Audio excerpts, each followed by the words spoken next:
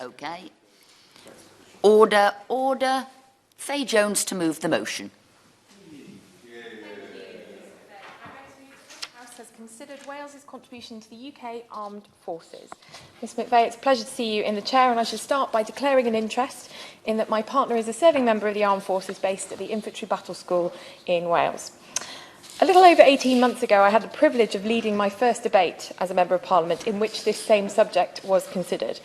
This was February 2020, and of course, since then, the world has changed and changed again.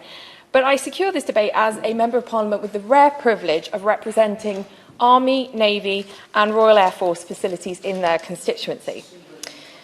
But I applied for this debate last week when I was sat in my office thinking of ways I could pile further pressure onto the Ministry of Defence regarding its plans to close Brecon Barracks in 2027, which is a historic site in the heart of my constituency. It's something I've been campaigning on since the moment I was selected as the Conservative candidate for Brecon and Radnorshire. It's fair to say I've made something of a nuisance of myself with MOD ministers the amount of times I have raised this issue. One minister even told me I was close to the point of becoming embarrassing. But the significance of Brecon Barracks to my constituency simply cannot be overstated. The barracks is the home of the Army in Wales. It's the epicentre of our military history, home to the Regimental Museum of the Royal Welsh. The 24 trees on the Watton in front of the barracks represent the 24th Foot Regiment who fought at the Battle of Rorke's Drift, immortalised in the film Zulu. But the barracks is not just about a good film and some shiny mess silver. Its operational significance was underlined once again earlier this year when the Armed Forces' incredible MACA support to people in Wales was stood up from within the keep in Brecon Barracks. And at this point, I do want to pay tribute to Brigadier Andrew Dawes, who I hope is watching this debate. Head of 160 Brigade, head of the Army in Wales, he oversaw Operation Rescript on behalf of the Army in Wales, and I really do want to pay tribute to him and all of his team for that crucial work. And so it was absolutely vital to campaign to keep the barracks, and I want to pay tribute to all of those who joined that fight, particularly my predecessor in this role, Chris Davis, and my counterpart in the Welsh Parliament, James Evans. I knew that we were on the right track back in January when Defence Ministers announced a partial change of mind in committing to keep Army HQ in Brecon, after coming with me to the barracks to see the site for themselves. But the phone call last Wednesday night from the Minister for Defence Procurement announcing that the barracks would be retained was truly as if Christmas had come early. Culturally, economically, socially, this is vital news for Brecon, a shot in the arm for a town that is often forgotten about by ministers in Cardiff Bay. I'm so very grateful to the Ministry of... Yes, certainly? I'm very grateful to my honourable friend for giving way, and she, like myself as a border MP, we're very proud in Shrewsbury of being a gateway to Wales, and we have many Welsh citizens living in our constituency, many Welsh veterans. I'm very grateful she's got having this debate, and I'd like her to accept our best wishes from Shropshire about the very strong links that bind us and our union through the armed forces. Absolutely right. My honourable friend is absolutely right. I'm very happy to send our best wishes back to our friends and neighbours and colleagues just across the other side of the border. But I really am so very grateful to the Ministry of Defence for bearing with me on my campaign to keep the barracks open, for listening and for being perhaps so scared of coming to Westminster Hall today that they decided to keep the barracks open. But last week's announcement by the Secretary of State really did so much more than just committing to keep the barracks in Brecon. Bringing the Welsh Cavalry, the Queen's Dragoon Guards, back to Wales is a strong sign that this government is committed to Wales and committed to the Union. Soldiers from the QDG have told me just how much they wanted to come home, and so I warmly welcome this move, even if they are going to Monmouthshire and not to Powys. Would my honourable friend give way? Certainly will. I'm grateful to my honourable friend for giving way, and I am also delighted that the Queen's Dragoon Guards are coming back to Wales. And the original place where they were planned to be sited was St Athan in my constituency. Does she share my concern that the Welsh Government hadn't made land available for the armed forces so that the Queen's Dragoon Guards could come to St Athan, which was the originally preferred site, and that for our union's sake, the Welsh Government need to play its full part in welcoming the armed forces to all parts of Wales? I absolutely agree with my right honourable friend. He makes a very important point that I'm going to talk about later on, but he expresses it in very clear terms, which I fully agree with. As I say, Wales will see, as a result of the Secretary of State's announcement last week, an increase in the army footprint, going from 6.7% to 7.3%. A new reserve unit in Wrexham will significantly increase the presence in the north. And I do want to pay tribute to my honourable friend, the member for Wrexham, who's in her place, who's campaigned so diligently on this. Combined with an army reserve of more than 30,000, the British Army will be over 100,000 strong. Now, Ms McVeigh, as I mentioned at the beginning of this debate, the world has turned significantly since we last came here to discuss this issue. In Wales, over the course of the pandemic, we have once again called on the support of our armed forces.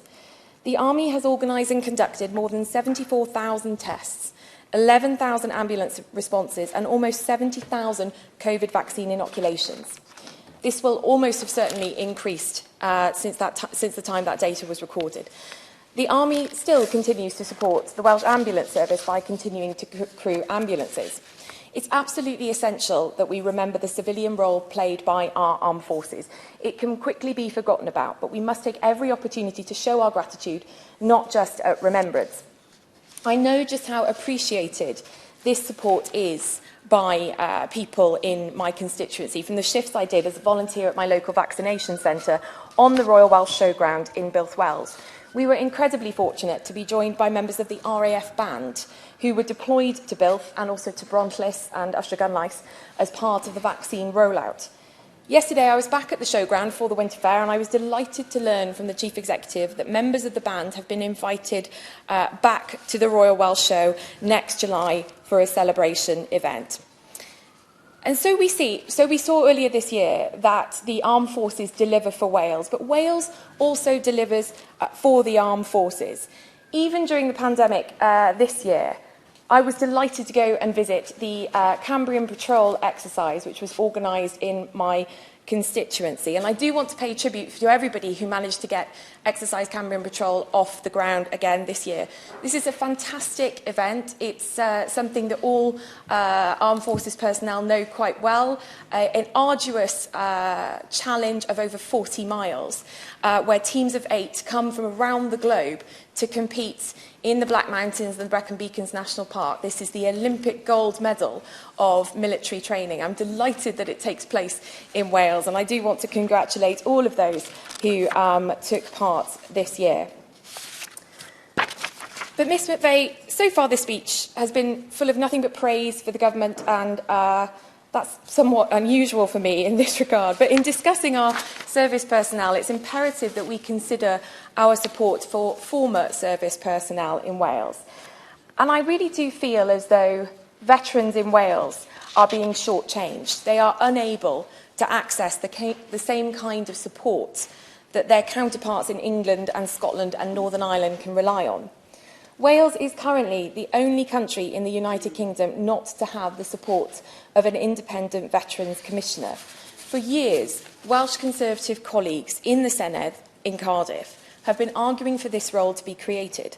Of course, the armed forces are a UK-wide policy area, but with public services in Wales devolved to the Welsh Government, ministers in Cardiff Bay need to agree to recognise the role in order for it to have a meaningful difference. I will give way. Can I congratulate the Honourable Lady on the debate and on the points that she's making, particularly highlighting the work of our armed forces during the pandemic.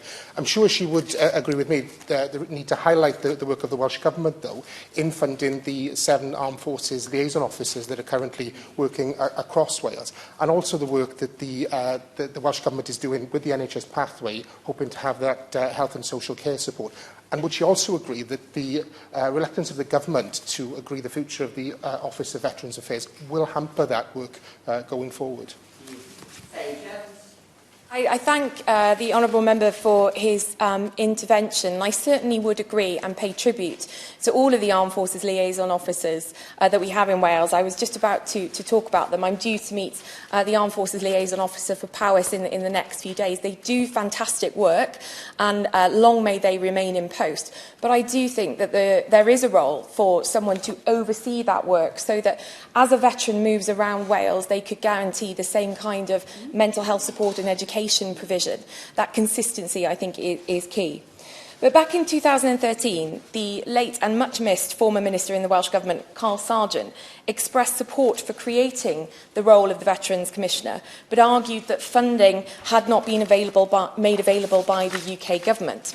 However, after much persistence from a number of colleagues, including myself and the Honourable Member for Wrexham, our Right Honourable friend, the Chancellor, did announce the funding in the budget this year, specifically for an Office of Veterans Affairs in Wales. So as it stands, the current situation, Westminster ministers have written the cheque, Ministry of Defence ministers are willing to start interviewing candidates, but the Welsh Government continues to play for time. I cannot understand why the Welsh Government in Cardiff Bay is reluctant on this. As I mentioned in my response to the Honourable Gentleman, a Veterans Commissioner would oversee public services in Wales and make sure that they work for the tens of thousands of former military personnel right across Wales, especially those who live in Brecon and Radnorshire. More than that, and this is the point I was making, this person would ensure that mental health support available to veterans is consistent whether you live in Brecon, Bethgelert or Barry Island. It's time for Welsh Labour to stop neglecting this community, and once again I find myself urging the Welsh Labour Government to confirm that it will give the role its blessing and work with us so that the process can go forward. Ms McVeigh, I know other colleagues do want to contribute, so I'll bring my remarks to a close. But if this speech has waffled somewhat, it's because the Ministry of Defence has forced me to rewrite it at the last minute. I came here to give the government another broadside on the barracks and to once again press for the QDT to come home. The Secretary of State somewhat stole my thunder, but I really could not be more grateful. While it could now be the opportunity for me to restore my credibility with the Ministry of Defence and go quietly, I think it's time for me to think of a new campaign that will help this government demonstrate its support for the armed forces in Wales. Has considered Wales's contribution to the UK armed forces. I am mindful that various colleagues want to speak. It's a very crowded room for a 30-minute debate, so if people will be mindful of the time so that we can get to the Minister for a response no later than 10:20. Robin Miller. Thank you, Madam Chairman. It's a pleasure to serve under you today, Ms McVeigh, and may I also congratulate my honourable friend, the member from Brecon and Radnorshire, for securing this debate. Chairman, it might seem strange that I wish to speak today when I represent a constituency without a major military presence. However, we have deep and real connections to our armed forces in Aberconwy. As a member of the Armed Forces Parliamentary Scheme, I've been privileged to visit military bases across the UK and speak with enlisted men and women and officers, and a recurring theme in those conversations is the importance of people. The commanding officer of HMS Dragon, for example, spoke more about the team around him than the £1.2 billion vessel we were standing upon at the time. So I cannot speak today about Wales' contribution to the armed forces without speaking again about Welsh veterans. And I'm proud to say that in Aberconwy we have many and are home to several inspirational charities that offer support. It's long been recognised that active military service has the potential to adversely impact mental health and well-being, with physical, mental and emotional symptoms commonly reported by veterans. And I note and welcome the comments of my colleague with regard to the importance of that support. And I would ask the question, is it the place of the Welsh Government to stand between UK funds being made available for UK citizens in this way and this time? Now, those concerns regarding health and impaired health and well-being have achieved a high profile recently.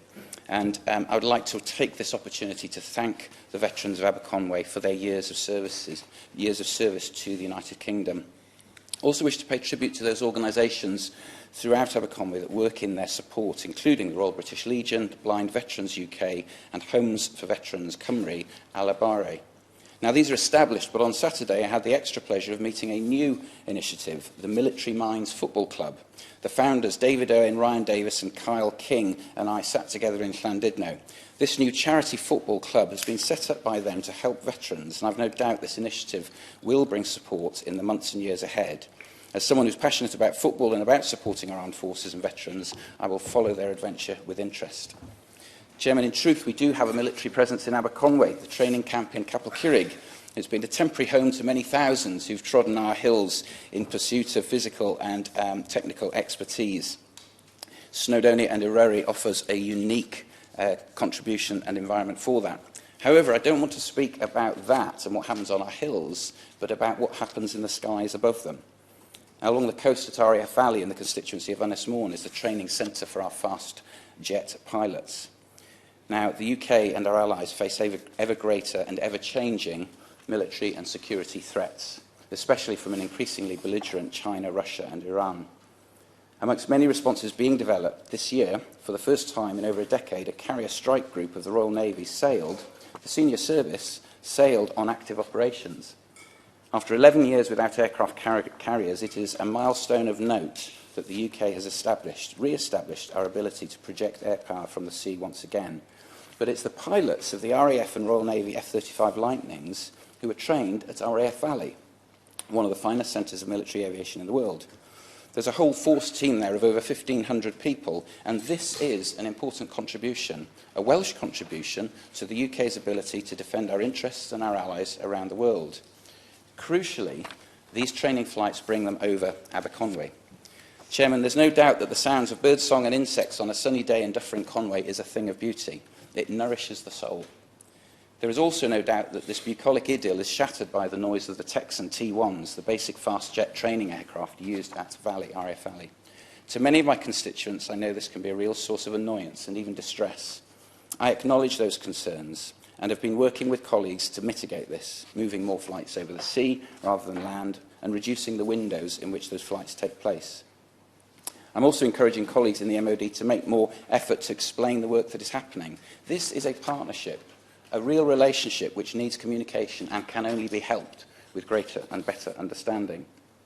For now, while I continue to represent the concerns of constituents who are affected by the sound of these swirling, soaring Texans overhead, whether it's in their homes, in their businesses or on their farms, I also must recognise that this is the sound of freedom. It is a real price, a local contribution that many pay daily. It's a real part of Wales and Aberconwy's contribution to our nation's defence. And so, in conclusion, I offer my thanks to my constituents for the part they play. Thank you. Thank you, Ms McVeigh. It's a pleasure to serve under your chairmanship, and I would like to start by thanking my honourable friend from Brecon and Radnorshire for bringing this debate today.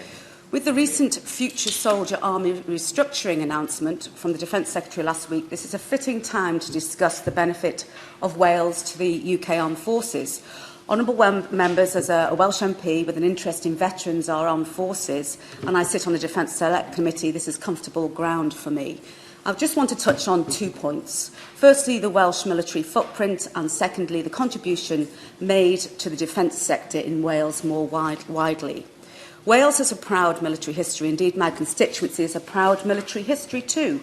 Wrexham is home of the Hightown Barracks, once the home of the Royal Welsh Fusiliers, whose roots date back to 1689. The announcement last week from the Defence Secretary is hugely welcomed. Hightown Barracks will now house a reserve company, the 3rd Battalion, the Royal Welsh. The barracks, once destined to become a housing estate, now has a new lease of life and will regenerate the military stamp in Wrexham. While nationally there will be a scaling down of the army mass, I am pleased that Wales is the only nation not to see a reduction in its capacity or capability. To enforce this, the announcement of a £320 million investment in Wales is most welcome. If there was to be an example of Wales's contribution to the armed forces and the UK government's commitment to the military in Wales, then this is it. I won't reiterate on my honourable friend's comments made about the extensive contribution made by the armed forces to the Welsh Government's COVID recovery plan, nor will I reiterate on the need for the Welsh Government to get on board with a Veterans Commissioner.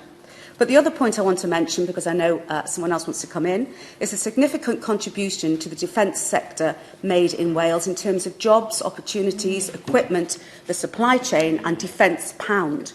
We have a large military footprint in Wales with over 4,000 jobs in the military chain alone. North East Wales is a hub for defence businesses. Cheoptic in St Asaph, Airbus in Broughton, MOD Sealand, home to the Defence Electronics and Component Agency, which sits on the border with Chester, and Raytheon at Harden Airport. Earlier this month, Raytheon was awarded a £110 million contract to upgrade the RAF Shadow surveillance aircraft, creating hundreds of new jobs in the area, including in my constituency of Wrexham. Of all these companies, they have all invested in the Covenant, bringing the gap between the serving and civilian sector shorter, and investing in the workforce not only of the present but the future. With this Conservative government's vote of confidence in Wales, the cancellation of the closure of Brecon Barracks, subjecting future generations of soldiers to the wild delights of the beacons, and the boost to Hightown Barracks in Wrexham, the symbiotic relationship between the military and Wales is clearly defined for the future. Thank you. Minister. Thank you very much, Ms McVeigh. It's a pleasure to respond to this debate under your chairmanship. And can I begin by congratulating my honourable friend, the outstanding member for Brecon and Radnorshire, not only on securing this debate, but on securing so many debates on the future of the barracks in Brecon. The armed forces in Wales have an extraordinary ally in her, and she's really made her mark in speaking up for them, and particularly for her constituency. She is right to say that she has changed the MOD's mind. Her predecessor struggled. In fact, I don't think found the time at all to ask any questions in Parliament around the future of the barracks. And so it just goes to show what a sound choice the people of Brecon and Radnorshire made in returning her in 2019 so that she can take up the fight on behalf of the community, a matter that matters enormously to them, and what a fantastic champion they have in their MP, taking such local issues so persistently to ministers and bringing home victories. I'd like to thank also all of those who have joined the debate today. It's great to see such fantastic attendance here, and I think underlines how the armed forces in Wales are supported well by all of their MPs. And I pay particular tribute, of course, to the member who secured the debate. But actually, I found in all of my dealings with Welsh MPs that there is a support for our armed forces that crosses party lines, and I know that that matters enormously to our armed forces in Wales. Indeed, I hope that the First Minister will take this in the spirit in which it's intended. But there was a view, perhaps in Army headquarters, that he might not be the most responsive to a relationship with the military, and yet actually I know from the team in Brecon that he has worked enthusiastically alongside us in the last 18 months, and we're very proud of the way that that relationship has developed. Ms McVeigh, I will. I'm grateful to the Minister for giving way, and I'm encouraged by the comments he's made about the First Minister. But does he share my concern that the Welsh Government prioritised a business park over a new major military unit that was earmarked for St Athan? And therefore the long history that St Athan has had will remain with the Special Forces Support Group remaining at West Camp, but the significance of East Camp will now be lost to a business park as a result of the Welsh Government not making land available for a major military unit. So, Mr. Mayor, I do accept that observation. It is a shame that the full potential of St Athan couldn't be realised. I know that the Welsh Government takes a view on the value of the development that it's doing at that site, but clearly from an MOD perspective we felt that there was an opportunity to develop further, and that's an opportunity that will now not be available to us.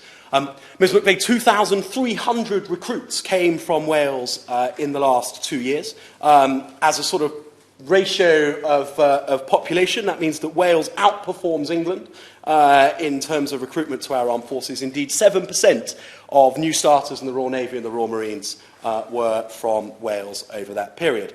There are 2,100 regular armed forces based in Wales, and as we've discussed, that now means the return of an additional unit to Wales, meaning that there is an increased percentage of the UK armed forces to be based in Wales as a consequence of what was announced earlier in the week.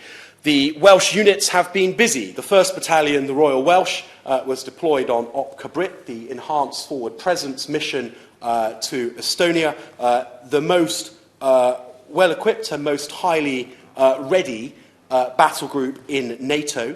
And then their reward for doing so well in a tour to Estonia was that last Christmas I had the sad duty to send them all to Kent to be on the M23 swabbing the throats of truckers. That was particularly hard, given that a friend of mine who I was served alongside in 2 Rifles is now the commanding officer of that battalion. But they did an amazing job, responding in hours' notice to get Dover flowing as quickly as possible, and that was a fantastic performance by them.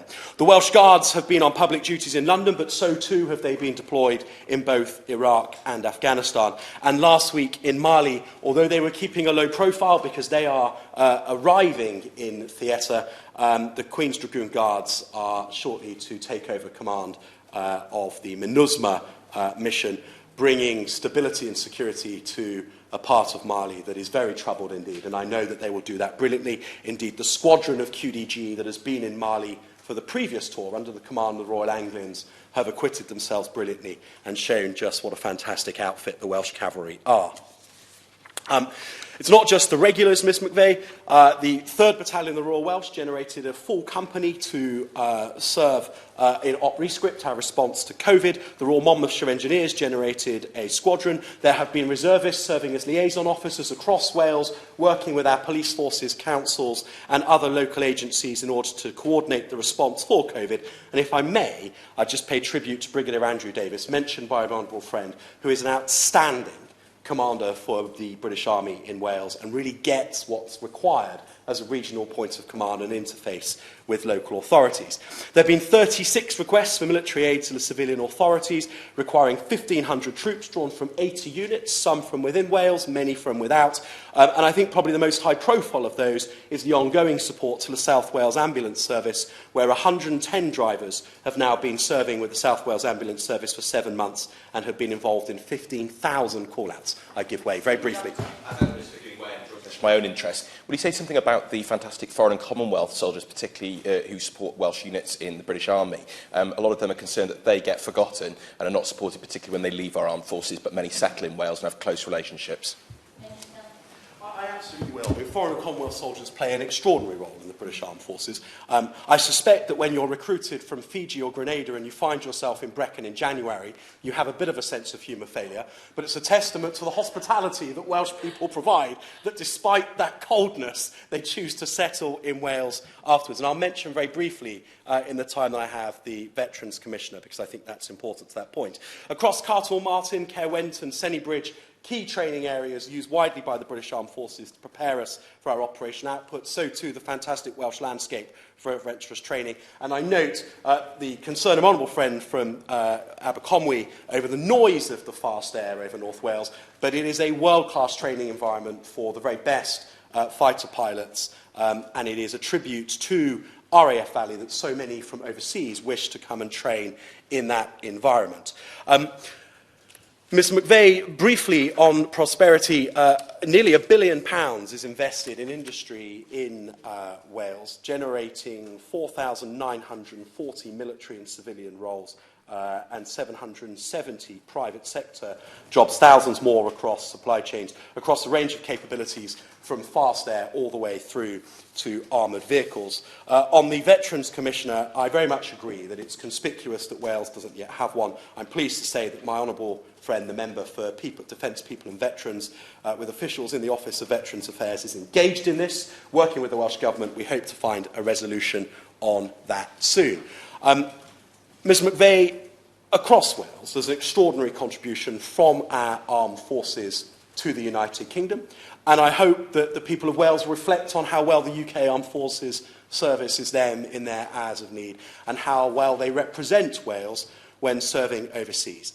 In the 30 seconds remaining, I'd like to just also use this as a moment to mark the departure of General Sir Nick Carter as Chief of the Defence Staff. He is being drummed out from the MOD as I speak. His has been a career of over 40 years, extraordinary service to our Queen and our country. He has done immeasurable good in his time, both as Chief of General Staff and as CDS. Most notably, I think, and I know the Honourable Lady for Wrexham will champion this more than any else, in ensuring that all frontline roles are now available to men and women. He will be missed, and we welcome his successor, Sir Tony Radican. Thank you.